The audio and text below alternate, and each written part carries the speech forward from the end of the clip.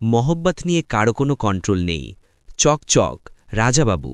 আমি জানি না ট্রেলারের এই ডায়লগে কতজন হেসেছে, কিন্তু জানি না কেন যেই স্টাইলে বরুণ কি ডায়লগটা বলল, আমার তো হেসে মেরে গেলাম। না, সিরিয়াসলি বললে আমাকে হাসানো একটু কঠিন ব্যাপার। তো সানি সংস্কারীর তুলসী কুমারী সিনেমার নতুন ট্রেলার এসেছে গাইজ। তো চলো দ্রুতই কথা বলে ফেলি।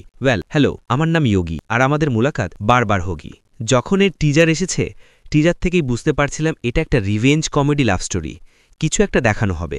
ট্রেলারেই স্পষ্ট হয়ে গেছে যে বরুণ আর সানিয়া আর রোহিত আর জাহ্নবী আগে একসাথে ছিল।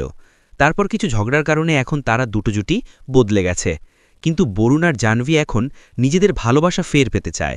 তবে বরুণ এখন জাহ্নবীকে ভালো লাগতে শুরু করেছে, মানে চরিত্র অনুযায়ী বলছি। কারণ হাই, মুভির নামই তো সানি সংস্কারিকা তুলসী কুমারী। সানি সংস্কারী মানে আমাদের বরুণ ধাওয়ান, আর তুলসী কুমারী মানে জাহ্নবী। তো ফাইনাল গোলটা তো সবাই জানে। কিন্তু যেভাবে মুভির প্রেজেন্টেশন দেখাচ্ছে আর ডায়লগের ইন্ট্রোগেশন ঠিকঠাক হয়েছে, কমেডিও ভালোই লেগেছে। আর আমি আসলে এটা পছন্দ করেছি।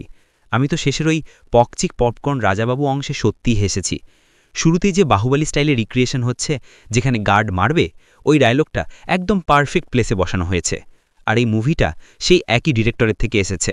নাম শশাঙ্ক খৈতান, যিনি বরুণের বদ্রীনাথকে দুলহানিয়া আর হামতি শার্মার দুলহানিয়া বানিয়েছিলেন, যেগুলো বেশ জনপ্রিয় ছিল। আর ধ্রুবী প্রোডাকশনের সিনেমা হলে সবকিছু না দেখালে তো হয় না। পারবো না। রাইট ফ্রম কালো হোক বা না হোক, কখনো কখনো ট্রেলারটি আমার খুব ভালো লেগেছে। আশা করি ট্রেলারের মতোই সিনেমাটি তো দালা ততটাই বিনোদন দেবে। বলিউডে সুদিন ফিরে আসুক। বরুণ ধাওয়ানের অভিনয়, আমরা তাকে বদ্রীনাথ বা হামটি শর্মায় দেখেছি। মানুষ তাকে ওই চরিত্রগুলোতে ভালোবেসেছে। আর আমরা আবারও বরুণ ধাওয়ানকে সেই অদ্ভুত সুন্দর ভঙ্গিতে দেখতে পাব। তাই আমি এই সিনেমার জন্য প্রস্তুত। ২রা অক্টোবর প্রেক্ষাগৃহে আসছে।